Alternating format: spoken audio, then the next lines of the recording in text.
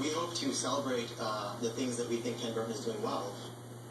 Well, supporters of Columbia Police Chief Ken Burton are speaking out tonight. This comes after both Columbia's Police Officers Union and the State Fraternal Order of Police requested the police chief to step down. Now, the local union handed over a 350-page document, which they say shows Burton made inaccurate statements and violations. ABC 17's Candace Abhi met with one of the chief's supporters who created a petition. She joins us now live at the police department with their response. Candace. Well, we've been trying to see what's really involved in those 350 pages, but after reaching out to the Columbia Police Union Association, the city manager, and mayor, I wasn't able to get a hold of the document to see the violations for myself. But those petitioning in support for Burton say it's going to take more than a document to waiver their support. How much support have you guys seen so far?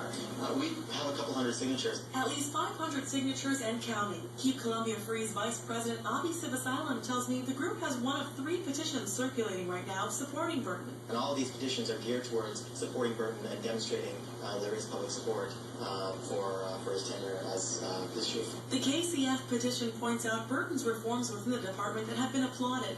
2 examples written on the petition are Burton's limited use of SWAT teams when serving warrants and his endorsement of the legalization of marijuana. I think he's a progressive and critical thinker about the laws we have instead of just blindly enforcing laws. But the KCF petition's aim isn't just for support. Civ Asylum says it's to balance out opposition from CPOA's narrow perspective. By its nature, not accountable to the public. For that matter, it's not even accountable to the general will of the police force. It's a narrowly defined special interest group.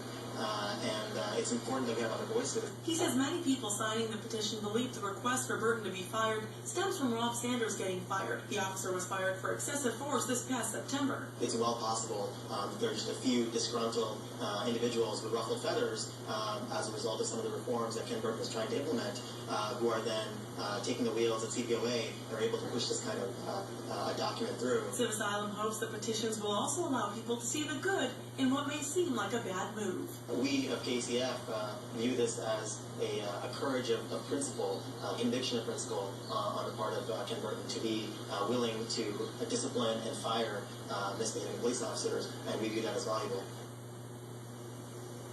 Now, Civ Asylum tells me that even though the group isn't aiming for a specific number of signatures on the petition, they will turn them in to the city manager when they're ready. Reporting live in Columbia, Candace Abhi, ABC 17 News.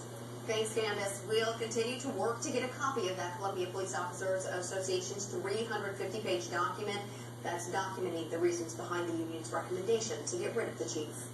The city manager, Mike Mathis, also speaking out in support for the chief, saying, quote, I have had a significant reaction from the public and police officers, and it's 100% in support of the chief and condemning the actions of the Fraternal Order of Police.